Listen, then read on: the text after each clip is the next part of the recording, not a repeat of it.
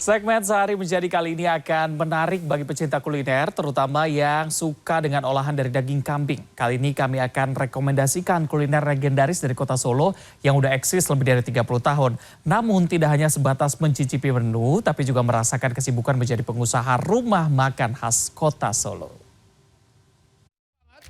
Bisa sekintal sehari, buntal-buntal, yang penting satenya nanti dibulet-bulet. Ya merotol mas, ya.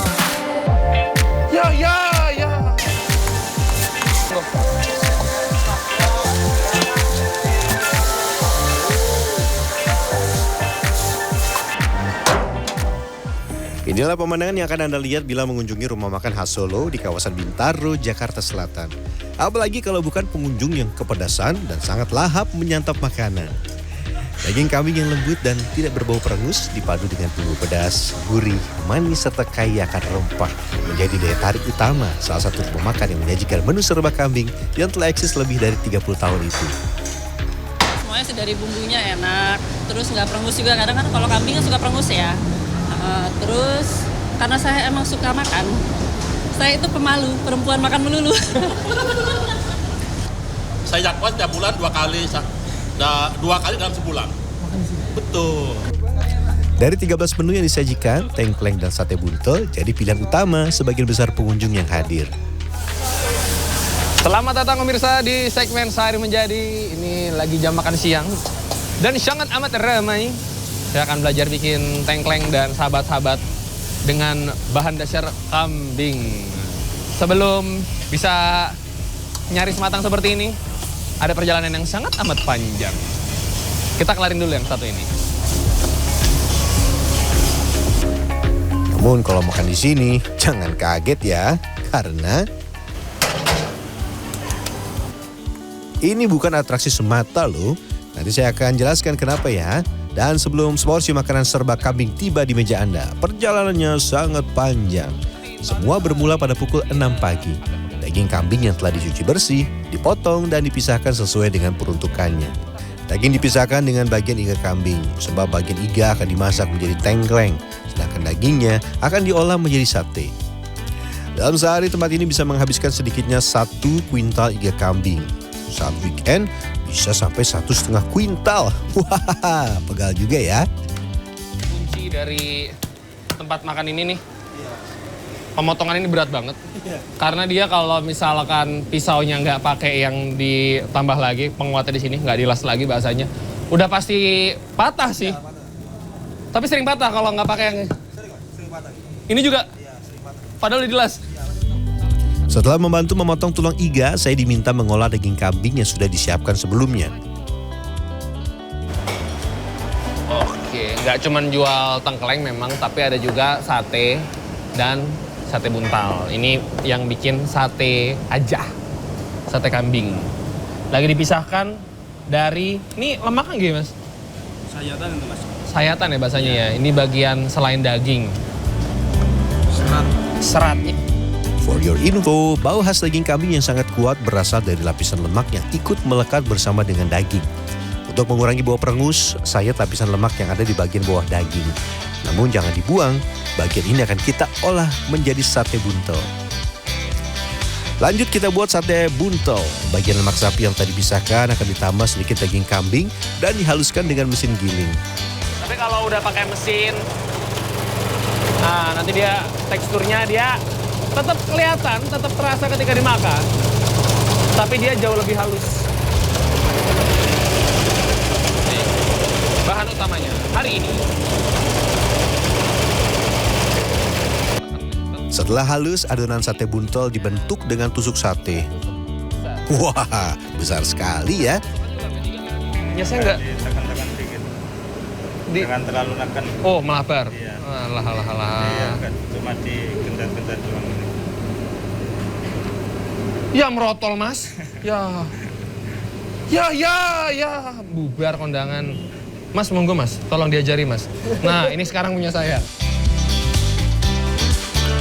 Setelah digulung dengan lapisan lemak, sate buntel siap dibakar dan diberi bumbu untuk menambah cita rasa. Tengkleng sudah, sate kambing dan sate buntel juga sudah. Tiba waktunya menyiapkan beberapa jenis bumbu tambahan. Kenapa perbandingannya 1:1? Karena setahu saya kan kalau tengkleng dan sahabat-sahabat itu banyak bawang putihnya. Itu kenapa tuh? Karena nanti kalau terlalu banyak bawang putihnya, nanti dia jadi pengar gitu sih mas. Pengar itu Terlalu nusuk ya bawang putihnya. terlalu menusuk rasa si bawang putihnya. Dalam sehari sedikitnya 15 kg bawang merah dan bawang putih diiris. Selanjutnya ada beberapa rempah yang dimemarkan. Selain jahe, lengkuas, serai, dan bawang, ada bumbu halus yang dikirim langsung dari Solo. Campurannya bawang merah, bawang putih, jahe, kemiri, ketumbar, dan beberapa rempah lainnya. Dan jangan lupa bumbunya dihaluskan, karena kalau tidak dihaluskan, tidak akan menyerap ke dalam makanan. Sudah? Pakai santan? Ya. Santan kental apa santan encer ini? Encer, yang encer. Encer ya, yang encer. Oke. Begini mas.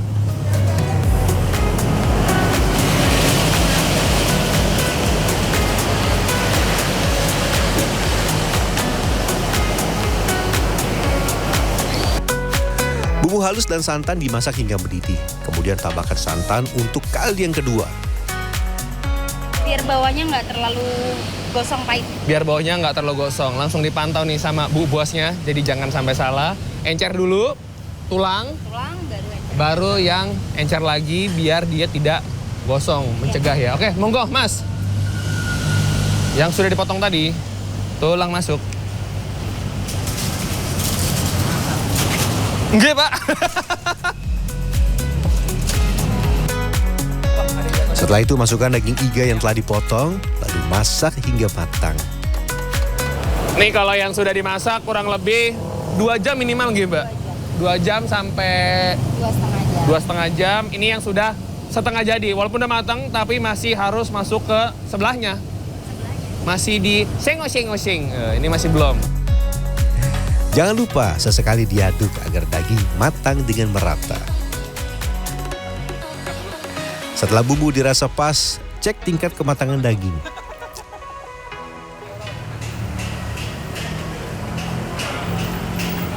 Empuk. Emang agak sedikit asin ya, karena masih belum dikasih kecap, belum dikasih cabai sedikit.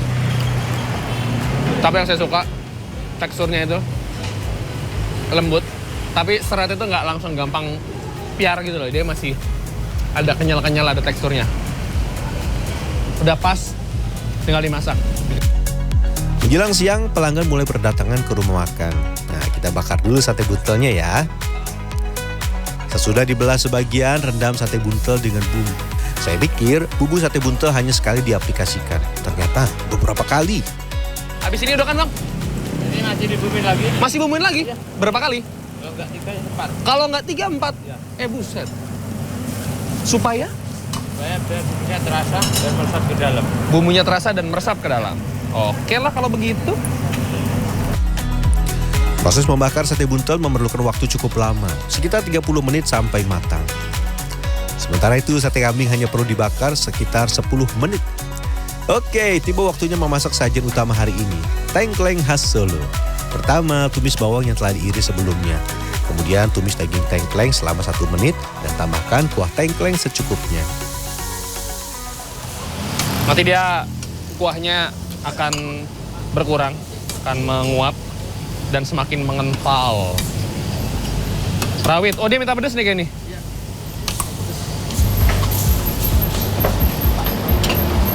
Masukkan rawit, sedikit penyedap rasa dan kecap manis. Sesaat sebelum diangkat, masukkan kol dan tomat. Dan tengkleng Solo sudah siap disantap. Oh ya, pembeli yang datang ke sini jangan mudah kaget ya. Wajan hanya digunakan sekali, kemudian dicuci kembali sebelum dipakai.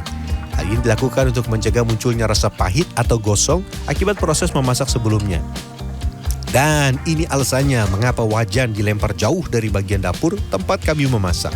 Kenapa dilempar? Karena kalau dekat juga kan susah ya. Tapi akhirnya malah jadi atraksi gitu ya. Ternyata beruntungnya malah jadi viralnya gara-gara itu dilempar-lempar. Sebenarnya niat awalnya bukan dilempar begitu buat atraksi, enggak. Panas. Kalau bayangin nih, kena begini kaki kan nyor, kayak kena knalpot. Dalam sehari ratusan porsi tengkleng ludes dipesan. Rata-rata permintaan mencapai puncaknya pada momen makan siang dan makan malam. Jadi buatnya yang cepat ya, agar pembeli tidak menunggu terlalu lama. Menjelang sore, jumlah pesanan berkurang. Hal ini berarti saya bisa beristirahat sejenak dan menyantap aneka sajian khas Solo. Yang mana dulu ya? Sudah kita masak tengkleng.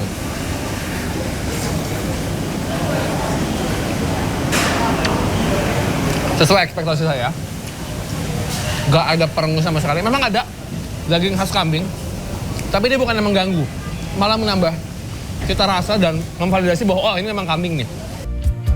Rempah-rempah yang digunakan bisa mengurangi aroma khas kambing yang terkadang terasa menyengat. Berikutnya, sate kambing. Sate kambing.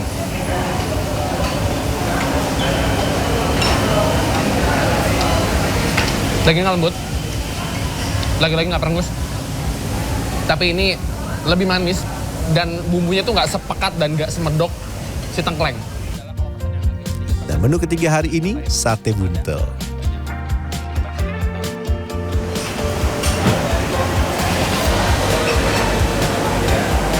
Walaupun tadi kayak banyak kacang di bagian dalam, bumbunya tuh meresap karena dia di black dulu. Habis di black dulu, dikasih bumbu. Dan nggak sekali, 3-4 kali. Walau berukuran besar, bagian dalam daging ini dapat menyerap bumbu. Eksis sejak tahun 1990, rumah makan ini telah merambah hingga 7 kota di Pulau Jawa. Menjaga kualitas menjadi kunci rumah makan ini tetap eksis hingga lebih dari 30 tahun. Salah satu caranya, menggunakan bahan baku berkualitas. Walau tak jarang harganya melejit. Iya, itu mempengaruhi. Cuman bukan berarti merubah kualitas kita sih. Kalau memang requestnya pedas karena harga cabai mahal, ya nggak mungkin kan kita jadi nggak pedas. Iya, itu bisa sampai 2 kali lipat sih untuk harga bahan baku daging. Kalau lagi lebaran sih, Bada kurban ya, Idul Adha. Betul, itu naik hampir 2 kali lipat. Harga makanan di tempat ini dipatok beragam. Yang paling murah sate buntel Rp24.000 setiap tusuk. Sedangkan yang paling mahal tengkleng kambing Rp70.000 per porsi. Ada yang tertarik membuatnya atau malah ingin mencicipi langsung di rumah makan. Rian Fernando, Dwi Agung Yuldiarto, Jakarta.